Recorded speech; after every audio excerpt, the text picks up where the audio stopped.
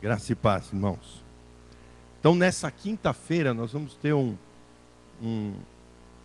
culto especial aqui, da abertura do Intercélulas. E logo depois do culto, nós vamos ter o Futebol Society com o pessoal.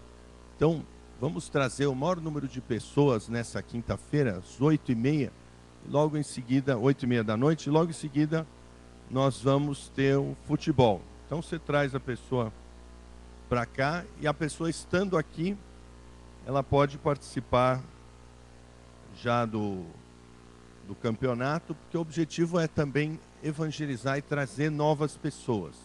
Então, você tem aí a oportunidade de trazer novas pessoas que nunca vieram na igreja, que venham aqui, passe por aqui, recebam o testemunho, a oração, e depois nós vamos estar já brincando lá. E é um grande treino. O objetivo é você já vir e já ajustar o seu time para o campeonato, que será no sábado. Então, vamos estar orando aí por pessoas que venham, para que tenhamos muitas pessoas, né? Dois frutos que temos na igreja até hoje vieram do Intercélulas, né? O Júlio e o filho dele. Então, vamos estar orando por isso, para que Deus esteja movendo. Vamos ficar em pé, vamos ter esse momento aqui. Quem vai participar aí do Intercélulas aí?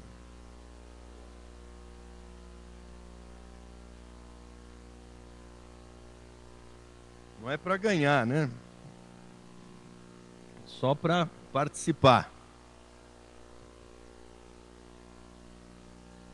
Então você pode jogar lá, que você vai se divertir com certeza. Vamos orar então, para que Deus levante pessoas, levante a sua mão aí, chamar o Giba aqui para estar orando, para que Deus traga os não crentes, todas as idades aí, para que estejam participando aí conosco. E nessa quinta-feira, trague os seus jogadores. Não precisa ser bom de bola. Estava convidando uns amigos do Gabriel, que não são bons de bola. O objetivo não é ganhar, o objetivo é evangelizar, é ganhá-los para Jesus. Então, vamos estar trazendo as pessoas. Até eu estava chamando o garoto para jogar, são 2 gêmeos, né? Mais altos que eu, assim, bem desengonçadões, assim, jogam mal. Mas o objetivo é trazer para jogar. Eles gostam de futebol, vamos pôr eles para jogar e a gente ganha eles para Jesus, né? Perde o jogo, mas ganha para Jesus. Muito melhor, que é o reino de Deus, funciona assim. Jesus disse, aquele que perder a sua alma, ganhará, né? Aquele que perder a sua vida, ganhará. Aquele que quer muito, perde. Então vamos estar fazendo isso. Levanta a sua mão e vá pensando nas pessoas que você vai chamar. Senhor, nosso Deus e nosso Pai, em nome de nosso Senhor Jesus Cristo, nós colocamos, ó Deus, este evento diante da Tua presença, este momento tão especial, Senhor, que o Senhor tem preparado, porque o Senhor disse para o ide e pregar o Evangelho, e cremos que através do esporte, através do relacionamento, através do testemunho, através do corpo a corpo, ó Deus, haverá grande obra do Teu Espírito, Senhor, neste lugar, Senhor. Pai, em nome de Jesus, pedimos que o Senhor esteja tocando nos corações, todos aqueles que receberam o convite, sejam inspirados pelo Teu Espírito, Senhor, guardando as mentes e os corações, que eles venham, Senhor, e sejam abençoados, sejam ganhos, sejam evangelizados, ó Deus, sejam discipulados, preparados e enviados, cumprindo então o chamado, Senhor, que a unção, Senhor, esteja sobre, ó Deus, esta equipe que estará lá, Senhor, que estará aqui, que estará, ó Senhor Deus, trabalhando, que estará jogando, Senhor. Pai, o Senhor esteja guardando e protegendo as vidas, livrando de todo o mal e toda a retaliação de Satanás, Leviatã e seus demônios. Nós te repreendemos em nome de Jesus Cristo, porque todas estas vidas, todos esses que foram convidados, toda esta esta equipe foram compradas pelo sangue de Cristo e sobre a autoridade da palavra do Senhor Jesus, nós te repreendemos. Larga dessas vidas, larga desses familiares, em nome de nosso Senhor Jesus Cristo. E Pai, abençoa, e que através desse ministério, que através desse trabalho, muitas células, muitos GEs e muitas células e muitos líderes sairão, ó Deus, e muitos em Ribeirão Pires, no grande ABC, terão a oportunidade, a alegria de conhecer Jesus Cristo vivo e poderoso, através da tua igreja e através desta obra maravilhosa. Tão certo como o céu está sobre a minha cabeça, diante da tua presença, nós cremos que isso vai se cumprir, porque esta é a tua vontade. E abençoa os meus irmãos, nos abençoa, nos fortalece. Oramos em nome de Jesus. Amém, Senhor.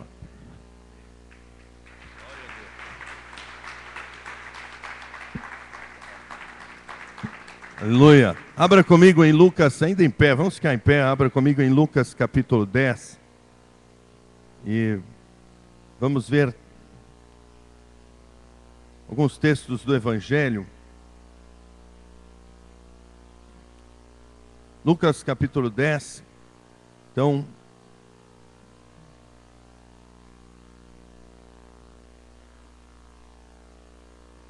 Lucas capítulo 10, de 17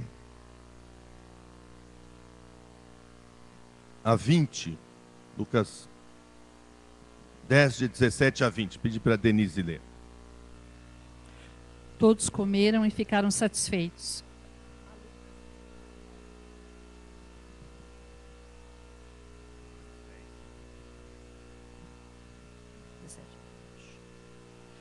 Os 72 voltaram alegres e disseram: Senhor, até os demônios se submetem a nós, em teu nome.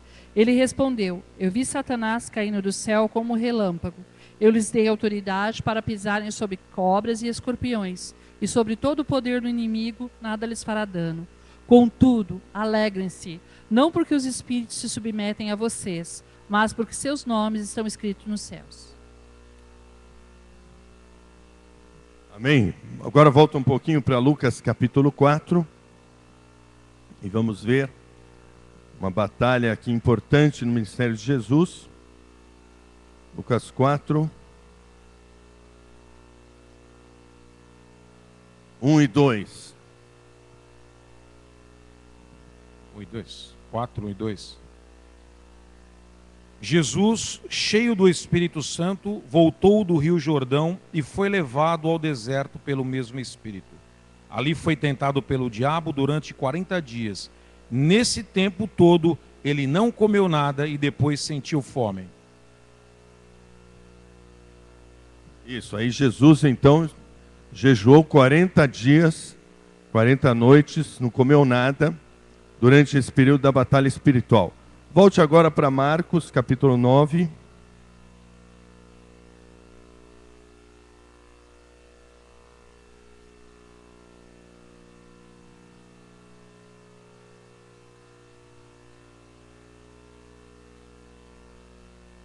De 17 a 29.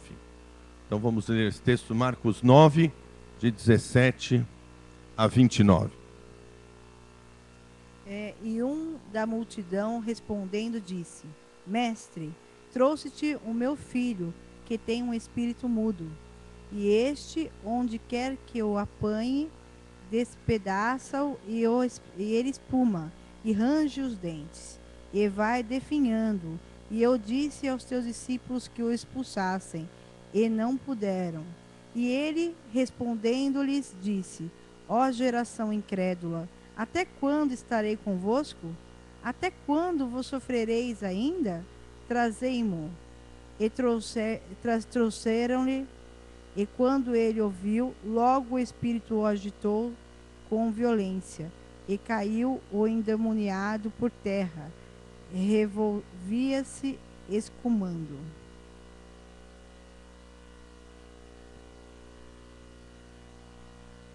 Isso, então vamos continuar aqui. Continua então.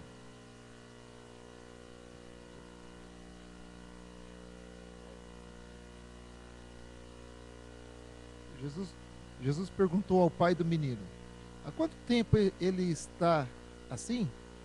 Desde a infância, respondeu ele. Muitas vezes esse espírito o tem lançado no fogo e na água para matá-lo. Mas, se podes fazer alguma coisa, tem compaixão de nós e ajuda-nos. Se podes, disse Jesus, tudo é possível àquele que crê. Exclamou, creio, ajuda-me a vencer a minha incredulidade.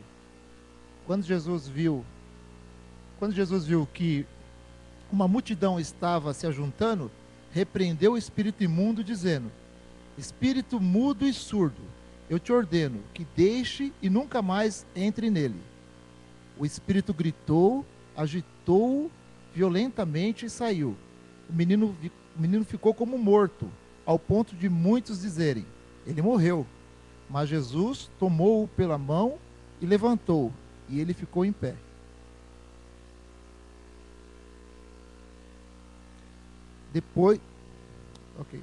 Depois de Jesus ter entrado em casa, seus discípulos lhe perguntaram em particular, por que não conseguimos expulsá-lo? Ele respondeu, essa espécie só sai pela oração e pelo jejum. Amém. Pode se sentar. Então nós queridos, nós precisamos entender que na batalha espiritual há tempos que nós precisamos jejuar para ter vitória. E isso é algo que é muito forte no mundo espiritual. Nós até no domingo fomos dar um testemunho lá sobre a Daniela, agradecendo a igreja e pedindo oração, e também levando a igreja a vender o resto das camisetas que eles tinham ficado comprometidos de vender lá na Igreja Apostólica da Conquista. E nós estávamos conversando com os pastores ali, né? Estava conversando com o pastor que pregou, que era o pastor discípulo do apóstolo Ricardo e um outro discípulo dele que foi lá para ter comunhão. Então estávamos em 4 casais de pastores lá comendo pizza depois do culto lá em Interlagos, e todos nós estávamos comentando sobre o jejum. O assunto ali principal, além de missões, era o jejum. E eles estavam falando, olha, não sei como funciona. O apóstolo Ricardo estava falando, olha, não sei como funciona o jejum no mundo espiritual, mas que funciona, funciona. Amém, irmãos? Feito um jejum aí pelo encontro da restauração, tivemos um encontro abençoado. O pessoal levou a sério o jejum e a oração, e tivemos um encontro muito bom, fruto desse jejum e oração. Até os irmãos da equipe lá estavam felizes, falando, puxa, pastor, o jejum funciona, né? Funciona. Tudo que a Bíblia nos manda fazer, funciona, irmão. Às vezes a gente não entende plenamente. E um aspecto é o jejum. Eu me lembro na minha conversão, que eu era uma pessoa que ficava endemoniada. Primeiro, não acreditava na existência do demônio. Segundo, que às vezes o demônio me pegava de uma tal maneira que eu ficava fora de mim e perdia o controle do que eu estava fazendo. Ficava totalmente possesso. Quando começaram a me falar de Jesus, veio uma opressão muito grande sobre a minha vida, e a tal ponto de que a minha família quis me internar no hospital psiquiátrico. Trouxe um psiquiatra, achou que eu estava louco, porque eu me converti através de uma visão vendo o demônio, que eu não acreditava. Que num determinado momento eu vi o demônio, ele tentou entrar em mim, vi aquela nuvem negra, uma legião de demônios, e aí, então a partir daí eu passei a acreditar na existência do demônio. E nesse contexto todo de muita opressão, primeiro convertido de todas as gerações da minha família, pessoas começaram a jejuar e orar por mim. Muitas pessoas. Como é que eu sei isso? Porque depois, quando eu me converti, eu comecei a pregar nas igrejas, sendo convidado para pregar nas igrejas que eram ligadas às pessoas da igreja onde eu me converti, e aquelas pessoas lá me diziam, toda vez que eu pregava, você que é o Piva, olha, eu jejuei e orei por você. E isso aconteceu diversas vezes quando eu ia visitando as igrejas para pregar, para dar o meu testemunho, diversas pessoas falavam: olha, eu jejuei e orei por você. Dezenas de pessoas jejuaram e oraram por mim. No dia que eu estava para entregar minha vida para Jesus, aconteceu uma batalha espiritual terrível e acabou que eu não consegui ir no culto e fui internado no hospital psiquiátrico. Quando eu saí lá do hospital, eu ainda estava oprimido e pessoas jejuando e orando por mim. Quando eu quis ir para o primeiro culto, eu estava entrando no jardim da igreja, que era uma grande casa lá em Indianápolis, atrás do Clube Sírio, Igreja Cristo Salva, até hoje eles têm lá esse espaço. Era uma grande casa com jardim. Eu estava entrando no jardim, aí minha perna travou e eu não conseguia andar, e uma voz vinha na minha mente: sai daqui, vai embora, vai embora, vai embora. O que você está fazendo aqui? E eu estava sem dirigir, por causa dos remédios que tinham me dado no hospital psiquiátrico, estava impregnado, não conseguia dirigir. Então meu pai tinha me trazido. E aí eu virei e ia embora mesmo, não ia entrar na igreja, porque a opressão foi muito grande. Mas quando eu virei, o meu pai já tinha ido embora. Então eu falei: vou ter que entrar aí. Quando eu entrei, eu comecei a assistir o culto lá, 600 jovens lá, um rock pesado, era o grupo que deu origem à oficina G3, que estava lá, o Manga, o Túlio, aquele pessoal lá que deu origem à oficina G3, estavam cantando, tocando, e o pessoal levantando a mão, tudo. Eu falei: pô, esse pessoal aqui é muito louco, mas eu estava me sentindo mal. Eu gostei da música, do ambiente, mas estava me sentindo mal. Não conseguia ficar sentado no meu lugar. Aí eu sentava, ficava em pé, tinha uma escada que dava acesso ao piso superior lá daquela casa grande que eles tinham transformado num templo. E aí eu ia lá, sentava na escada lá do fundo, e toda aquela galera levantando as mãos, e eu me sentindo mal o tempo todo. Aí o pastor começou a pregar, e começou a pregar sobre Apocalipse, a glória de Deus, o monte fumegando, visões de Ezequiel, visão de Jesus no monte da transfiguração, visão do trono de Deus de Ezequiel, visão do trono de Deus de Apocalipse, visão de Isaías da glória de Deus e dos anjos. E eu não entendi nada daquela palavra, nada. E ele falava, depois ele foi lá para a consagração do templo, e quando teve a consagração do templo, entrou a glória de Deus como se fosse uma fumaça visível, e todos caíram no chão, ninguém conseguiu ficar em pé. E aí ele virou assim e falou para cada um dos jovens: é isso mesmo, você jovem, você tem que ser cheio da glória de Deus a ponto de sair fumacinha da sua cabeça. E eu falei: puxa, está saindo fumacinha da minha, não estou entendendo nada o que esse cara está falando. Mas na hora do apelo,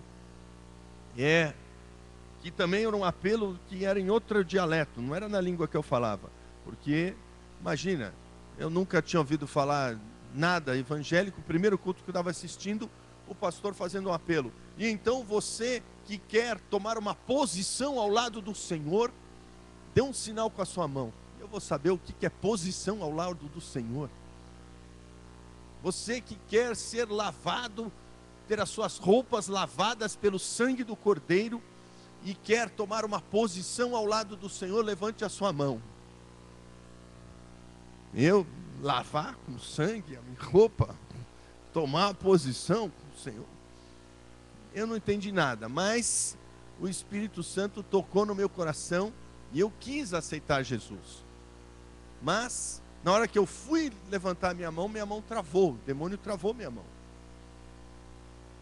E aí comecei a balançar, e aí depois eu me ajoelhei para orar, e quando eu me ajoelhei, eu comecei a pular assim de joelho, batendo no chão, derrubando as cadeiras, já abriu um clarão. E naquele dia eu tinha aberto o evangelho nesse texto, que tinha um evangelho lá na minha casa, eu tinha aberto nesse texto. E eu passei o dia inteiro orando, mas na verdade eu não sabia orar. Eu conhecia todas as orações católicas. Então eu conheci a Ave Maria, comecei a orar a Ave Maria, falei: não estou sentindo nada, cortei. Salve Rainha, não, também cortei. A outra oração, Também não. Aí eu fiquei orando só o Pai Nosso. Essa oração, eu sentia que me fazia bem. Então fiquei o dia inteiro orando o Pai Nosso, pedindo para Deus se revelar a mim. Chegou na hora do café da manhã, não tomei café da manhã, não desci. Chegou na hora do almoço, eu não comi nada. Minha mãe e meu pai tiveram um ataque, você está doente, você tem que comer. Aí eu peguei aquele evangelho lá, era um missal assim, que tinha trechos da missa e tinha o evangelho lá. E eu falei, tá vendo aqui? Lê aqui. Jesus falou que é para jejuar e orar, então eu estou obedecendo aqui. Aí meu pai e minha mãe arregalaram o olho, mas não falaram nada. E hoje eu vou na igreja. Pai, você vai me levar na igreja. Porque eu não podia dirigir, porque eu estava impregnado dos remédios que tinham me dado no hospital psiquiátrico. E aí quando chegou aquele momento, então, eu levantei o braço, fiz toda a minha força assim, mas não conseguia levantar. Comecei a tremer, comecei a derrubar as cadeiras, começou a abrir um clarão. Aí, de repente, eu dei um salto. Eu mesmo dei o salto. Dei um salto e gritei: sai de mim, Satanás! Aí abriu um clarão, irmão, ficou uns 10 metros assim, sem ninguém em volta. E aí o pastor lá do microfone, era uma fita cassete, eu tenho essa fita aí até hoje. Agora a fita não funciona, né? Mas eu comprei a fita e ouvi a fita. O meu grito saiu forte no microfone do pastor, lá na frente, saiu na gravação. Tamanho foi o grito, né? E aí abriu aquele clarão, vieram os obreiros para... o pastor já falou, amarra Satanás, já vieram os obreiros com medo, tudo com a Bíblia na mão de longe assim. Aí eu falei, vamos lá para frente que ele já foi embora. E aí entreguei minha vida a Jesus. Mais um mistério, porque provavelmente eu era o único que estava em jejum e oração naquele dia. Porque eu estava em jejum e oração o dia inteiro. Fui assim para o culto. O culto começou 7h30 da noite, era 9 e pouco a hora que foi feito o apelo. Então, são mistérios que nós não entendemos. Todas aquelas legiões que estavam agindo na minha vida, dezenas de pessoas jejuaram e oraram, e eu fui sendo liberto aos poucos, até que chegou o dia da minha libertação, que foi o dia que eu assisti o primeiro culto e entreguei minha vida a Jesus, e eu estava em jejum e oração. Então, queridos, nós precisamos jejuar e orar para vencermos a batalha espiritual que nós estamos enfrentando. Não há outro caminho. Não há outro caminho. Nós podemos trazer todos os pastores de Santarém aqui. Se nós não vencemos a batalha espiritual, a gente pode saber tudo sobre a visão, como faz para abrir o GE, para discipular, para consolidar, para não perder ninguém, para fazer célula livre, para fazer o purê de batatas bem feito, a comunhão perfeita, para fazer o fator Barnabé, dar atenção a novas pessoas que estão chegando, não deixar ninguém disperso, para levar cada um no trilho, discipular todos, não desistir de ninguém, treinar líderes, multiplicar células, e sabemos todos os detalhes da visão, como já temos ouvido ao longo desses 4 anos que estamos na visão, e nós já tivemos aqui mais de 15 pastores de Santarém pregando aqui, coisa que é totalmente inusitada. Igrejas enormes que estão na visão da MDA há mais de 10 anos, não tiveram nem 10 pastores da igreja de Santarém ministrando, e nós já tivemos mais de 15 aqui, porque Deus tem algo especial. Mas para que esse algo especial aconteça, e tudo que nós temos aprendido, nós coloquemos em prática, nós precisamos vencer a batalha espiritual, e isso passa pelo jejum e pela oração. E eu quero falar sobre 4 verdades acerca do jejum. Em primeiro lugar, que quando você jejua, você é levado a um quebrantamento. Todas as vezes que você vê grandes coisas acontecendo na Bíblia, você vê um jejum antes. Elias jejuou 40 dias e 40 noites até se encontrar com Deus e ter um diálogo com Deus, aquele famoso diálogo: eu sou sozinho, eu estou sozinho. E Deus falando: não, meu filho, Tem mais 7.000 joelhos que não se dobraram a Baal que estão com você. Moisés jejuou 40 e orou 40 dias e Deus lhe deu a lei escrita em pedras. Jesus orou e jejuou 40 dias no início do seu ministério. Nós vemos os discípulos orando e jejuando muito tempo depois que Jesus foi, não quando Jesus estava com eles, mas depois. Por quê? Porque o jejum é necessário para trazer um quebrantamento, deixando a carne no seu devido lugar. Gálatas 5,16 diz que o espírito luta contra a carne, e a carne contra. Então o jejum faz com que você tome a decisão. O jejum dá a vitória no braço de ferro, carne contra o espírito, para o espírito. Você derruba a carne, porque você demonstra que as coisas espirituais são mais importantes do que as coisas deste corpo, desta vida. Então, você experimenta isso na sua vida, na medida em que você vai jejuando. E precisamos continuar sendo quebrantados, porque o jejum, ele vai fazer com que nós estejamos sensíveis ao Espírito Santo. E aí o Espírito vai nos dominar, seremos dominados pelo Espírito. Precisamos nos quebrantar. Quando nós estamos nos quebrantando e chorando, o avivamento verdadeiro vem.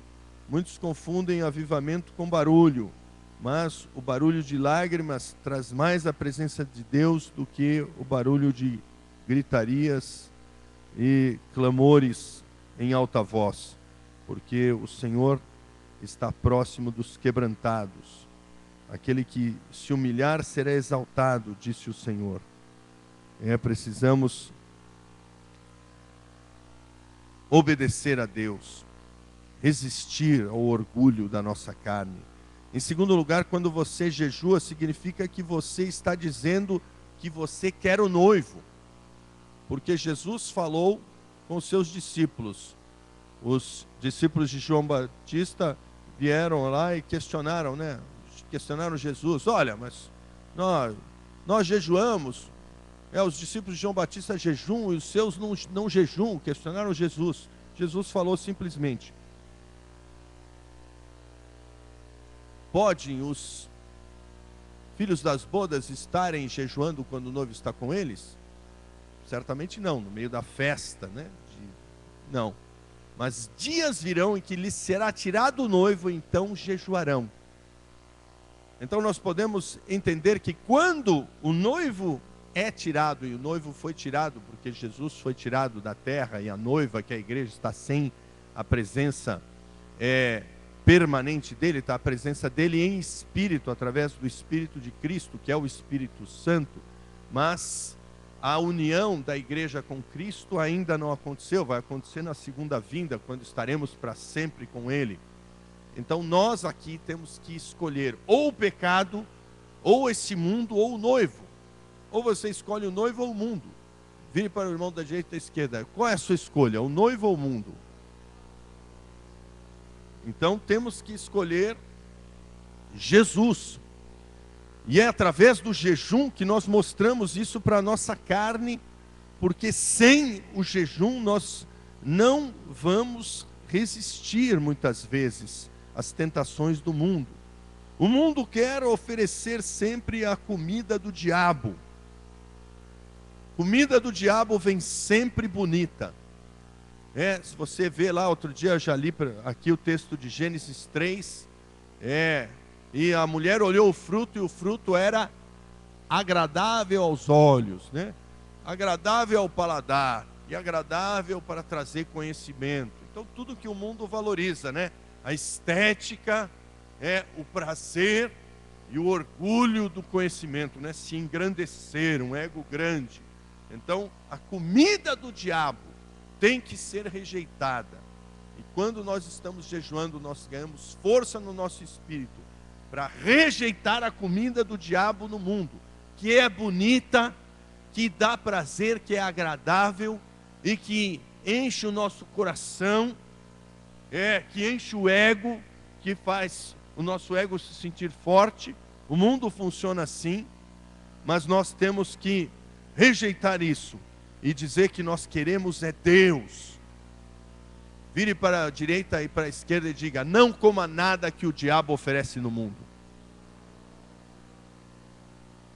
Está cheio de comida aí, do diabo, na televisão, novelas, pornografia.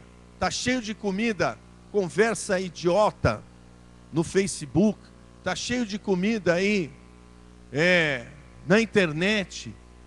Está cheio de comida do diabo em todo lugar, no WhatsApp. Por onde você abrir vai ter comida do diabo te oferecendo em todo o tempo, algumas piscando, né? No computador vem lá a comida piscando, né? Então, você precisa rejeitar tudo isso para você ficar com Jesus,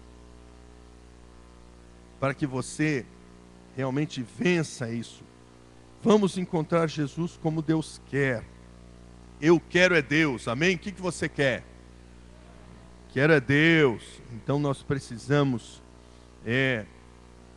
resistir à comida do diabo, e o jejum nos ajuda a resistir à comida do diabo. Eu me lembro quando eu estava estudando na faculdade teológica, tinha um jovem muito consagrado, hoje ele é pastor há muitos anos, de uma grande igreja no interior de São Paulo. E ele dizia para mim, eu era novo convertido, que eu fui para a faculdade teológica já no ano de 84, eu me converti em 83. Então, ele dizia sempre, quando ele começava a ser tentado, né, um jovem solteiro, ele tinha acho que 21 anos, 22 anos, eu tinha também 23 anos, éramos mais ou menos da mesma idade, e ele sempre dizia, quando o diabo, só que ele era convertido desde pequeno, né, eu era novo convertido, ele dizia, quando o diabo começa a querer cutucar minha carne, eu começo a jejuar. E aí eu falo, diabo, vem buscar minha carne se você pode. Porque aí ele começa a jejuar, e aí começa a se fortalecer, e aí o diabo não tem espaço para trabalhar. Porque o diabo só vai trabalhar se tiver um espaço. E se você estiver em espírito, você não vai dar esse espaço. Por isso que a Bíblia diz, Tiago 4,7, obedeça a Deus, enfrente o diabo e ele fugirá. Então, quando você jejua obedecendo a Deus, enfrentando o diabo, ele foge. Não há casta de demônios que resista. Mesmo as castas mais difíceis, elas saem. As coisas acontecem no mundo espiritual. Há um mover. Também é verdade que você está declarando que ama o Senhor, que você quer o noivo. Você não quer as coisas do mundo, você quer o noivo. Quando nós jejuamos, nós entendemos que nós não somos daqui, que nós somos estrangeiros aqui, que tudo aqui é estrangeiro, que tudo aqui é roubada, que tudo aqui vai passar, que tudo aqui é passageiro. Nós não somos desse mundo, nós somos de lá. E aí também, em terceiro lugar, a terceira verdade que o jejum traz é que o jejum começa a expor os nossos remendos para eliminá-los, porque remendo não serve. Remendo de pano velho em pano novo não serve. O reino de Deus é um pano novo. O reino de Deus tem que ter o odre novo. É o vinho novo no odre novo. Não adianta, porque não adianta você querer colocar retalho, não adianta você querer colocar o vinho novo na vasilha de couro velha, que é o odre de couro, porque ele não vai resistir à pressão. Assim, as fibras de um tecido novo têm uma tensão elástica muito forte, porque elas são novas, então elas são muito fortes, a tensão. As fibras velhas, elas já perderam essa tensão, já são fracas. Então você coloca a fibra nova com a fibra velha, a fibra nova sempre vai arrebentar a fibra velha, porque a tensão já é diferente. Então o vinho novo vai fermentar, e aquele vinho velho que já deixou aquela fermentação forte, ele está acomodado já, mas o vinho novo você põe no odre velho, vai expandir aquele odre velho que ele já não tem mais aquela capacidade de expansão, estoura, voa longe o vinho, perde tudo, abre um buracão, explode, né? Na verdade, aquele couro explode e abre um buraco e vaza todo o vinho. Então nós precisamos eliminar os remendos espirituais. Vire para o seu irmão e diga: remendo não, só roupa nova. Só roupa nova. Calma, hein? Mas não é essa roupa aqui, né? Senão vai sair daqui, vai passar tudo lá no cartão de crédito, aí fica endividado. Aí vai sofrer a carne e o espírito. Então, querido, não podemos ser como espantalho, né? Cheio de retalhos. Temos que ser cidadãos novos. Mas para isso nós precisamos consertar os relacionamentos quebrados. Aquilo que estamos fazendo como igreja, nós precisamos fazer como cristãos também, como indivíduos. Pode ser que você tenha acerto para fazer dentro da sua casa, pode ser que você tenha acerto para fazer dentro da igreja, pode ser que você tenha acerto para fazer com outros irmãos que estão em outras igrejas, pode ser que você tenha acerto para fazer com pessoas até do mundo que você magoou de alguma maneira. É preciso pedir perdão. Quantas vezes eu pedi perdão para pessoas que eu prejudiquei no mundo. Eu fui lá e pedi perdão. A pessoa ficou sem entender. Falou: não, já faz muito tempo. Mas eu tinha prejudicado a pessoa. Então, eu fui lá e pedi perdão.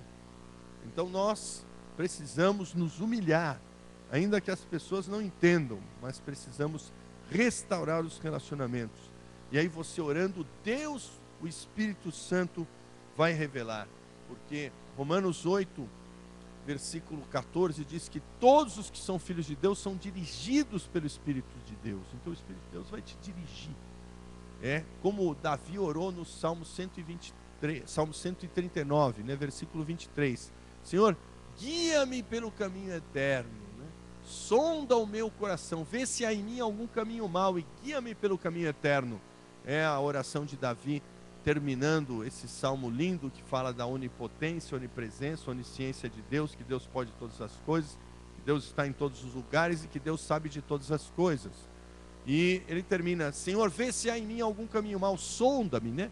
Sonda é um instrumento que você coloca de fora para enxergar lá dentro, para você esvaziar o que está lá dentro ou para você enxergar, então você põe a sonda. Por exemplo, a endoscopia é um tipo de sonda. Você põe lá para ver o que está lá dentro do estômago.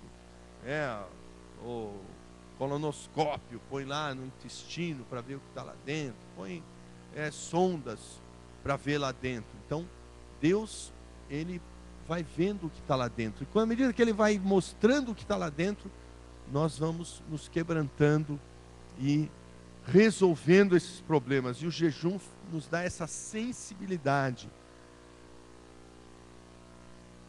Essa é a terceira vantagem do jejum. E a quarta vantagem é que o jejum revela na nossa estrutura aquilo que precisa ser transformado, aquilo que é odre velho, que é estrutura velha, que tem que ser mudado, nossa maneira de ser cristão.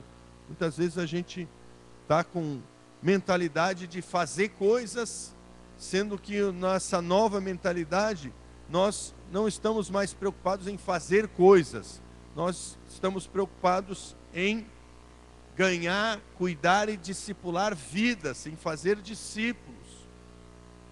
Quer ver uma diferença que acontece na nossa situação?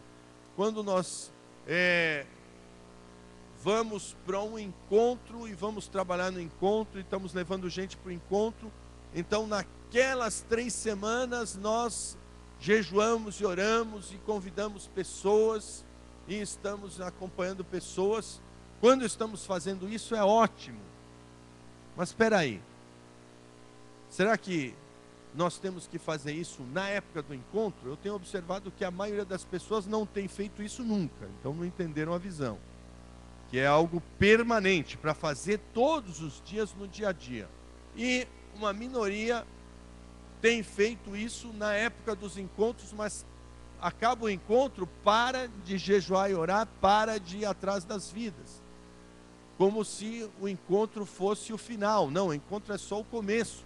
Você levou pessoas, agora que é o começo de você consolidar essas pessoas e discipular bem para que elas deem fruto. E não vai parar esse movimento de cuidar de vidas, porque o evento para, a vida da pessoa não. E nós temos que ser focados na vida da pessoa. Se é um não crente, nós estamos orando e jejuando para que ele se converta. Estamos evangelizando. Se é um novo convertido, nós vamos estar trabalhando o tempo todo, consolidando, jejuando, orando, vigiando para ver se ele não vai cair. Se é um membro da igreja, nós vamos estar discipulando para que ele dê fruto, para que ele esteja firme no Tadel, para que ele faça a parte dele e ele venha a crescer. Então nós precisamos fazer isso o tempo todo, não tendo uma mentalidade de evento. Ah, vou fazer para o encontro, acabou o encontro, aí está acelerado, depois do encontro já está relaxado. Não, isso é ter uma mentalidade antiga, um odre velho com vinho novo. Vai arrebentar. Por quê? Porque não adianta nada nós focarmos no encontro e darmos o gás no encontro e depois do encontro tirarmos o pé, porque os frutos vão se perder do mesmo jeito. Então o vinho vai se arrebentar, porque nós estamos usando o odre velho numa estrutura nova. Então a nossa mentalidade tem que ser constante.